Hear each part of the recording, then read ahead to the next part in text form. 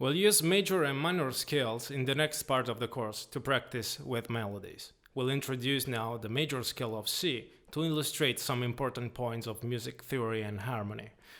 A major scale is built by a given sequence of half steps and whole steps, also called semitones and whole tones, or even, more formally, minor and major second intervals. 3 different ways to name the 2 shortest intervals we can have between 2 notes. Remember, you start counting from the note itself you're starting with, so C-D is a major second because there's a whole step between C and D. Between E and F, we still will have a second, but a minor one, because, as we've already said, a half step occurs naturally between E and F.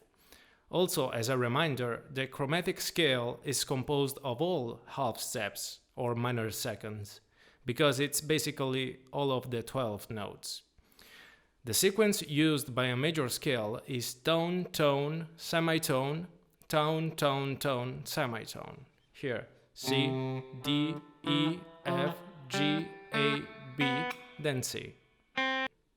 Let's play it in the first open position, like I just did.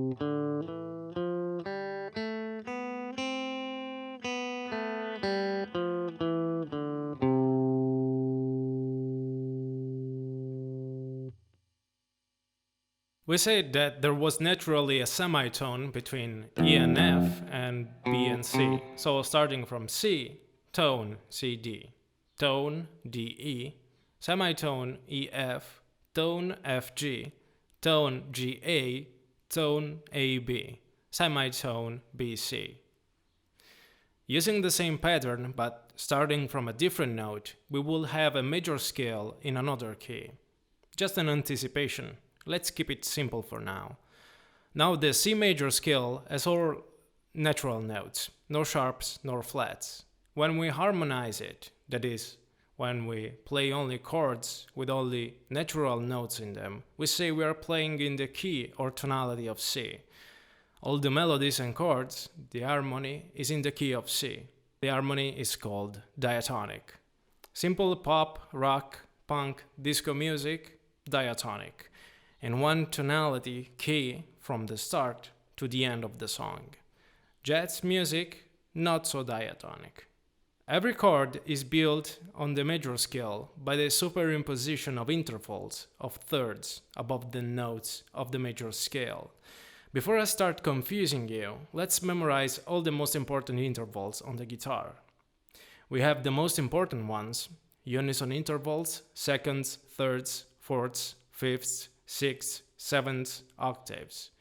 Then the less commonly used: 1 octave up, nth, 10th, 11th, 12th, which are respectively seconds, thirds, fourths up an octave.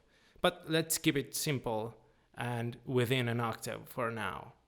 Now, unison, fourths, fifths, and octaves can be either perfect or diminished, or augmented, depending on the context.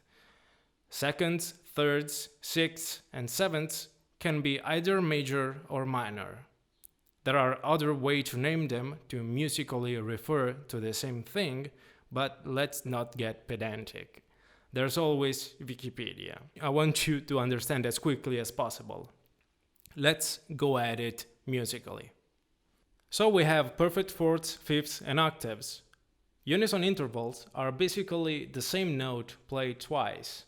Just know it exists. Stringed instruments can play it, the piano can't. A fourth is composed of 5 semitones, or 2 whole tones and half.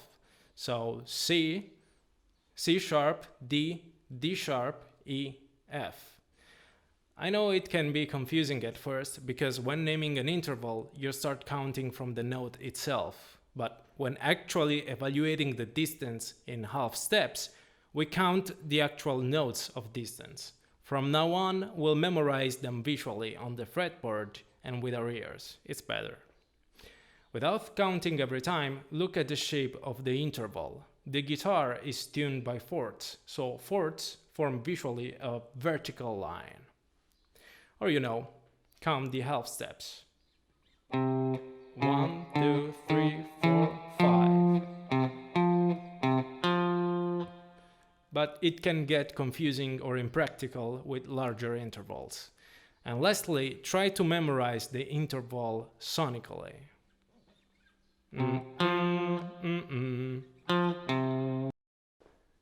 A fifth, instead, is the interval of the power chord, as you remember. 7 half steps. C, G. Now a diminished fifth, C, G flat, or augmented fourth, C, F sharp. Sonically, they're the same thing. This is known as the tritone, forbidden in the Middle Ages because it was the interval of the devil. Slayer made a career out of this. Here's instead the interval of an octave, C, C. An augmented octave interval, or augmented unison, an octave higher, C, C sharp. Very dissonant interval. In this first exercise, we'll take a look at all of the intervals studied until now. We'll also take into consideration the fact that the second and third strings of the guitar are tuned a third major apart instead of a perfect fourth. I want you to play the intervals and name them as you play them. Try to memorize them. Try to memorize just the interval themselves, the shape that they form on the guitar, not the sequence of the intervals of the exercise. Don't memorize the exercise.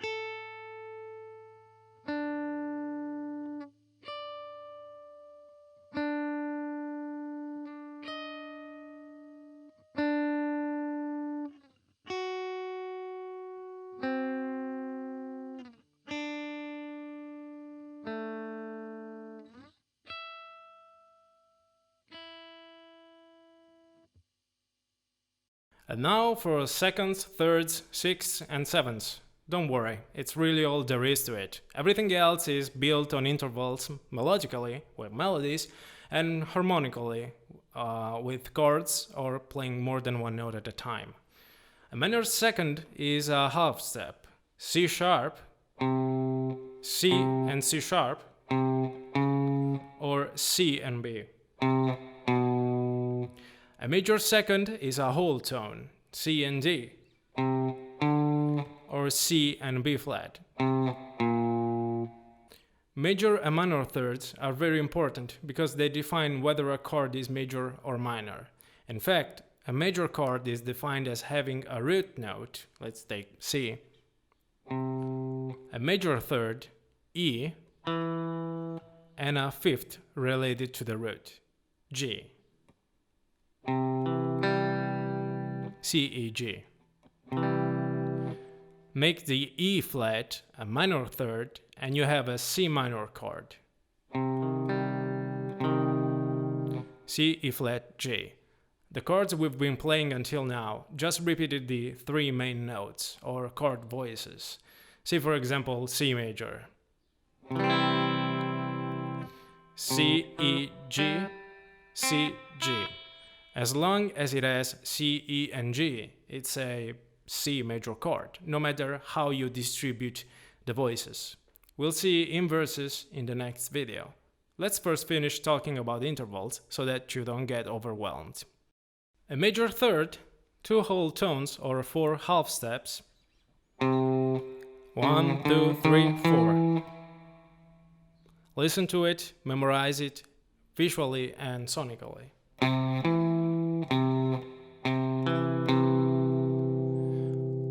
A minor third, one whole step and half, or three half steps. 1, 2, 3.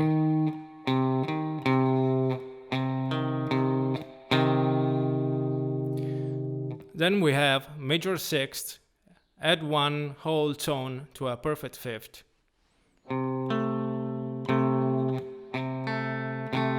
A sweet interval, also used in blues. Minor sixth or augmented fifth, it's a fifth with another half step. Kinda dramatic. And then lastly, we have major and minor sevenths. A major seventh interval is an octave interval minus a half step. This is the octave. This is the major seven. A bittersweet interval, kind of the brother of the sixth. The minor seven interval has a bluesy rock feel to it. It's a whole tone down starting from an octave, a half step up from a major sixth.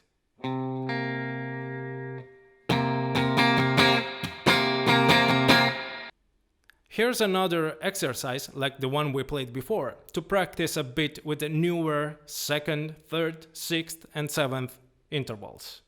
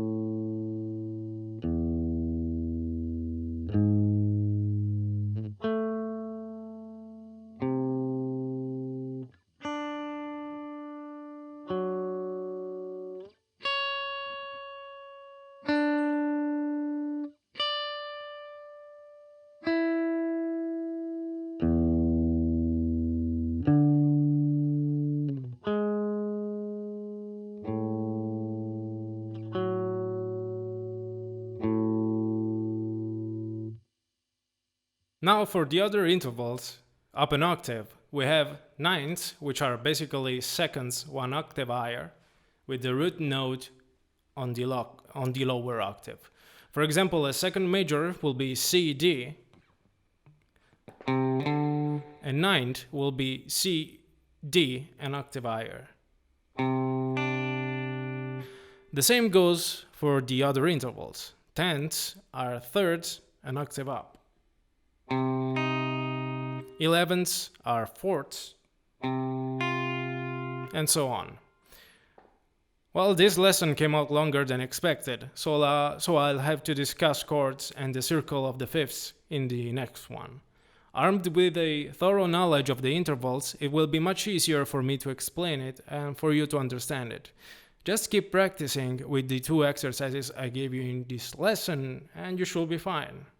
See you in the next video.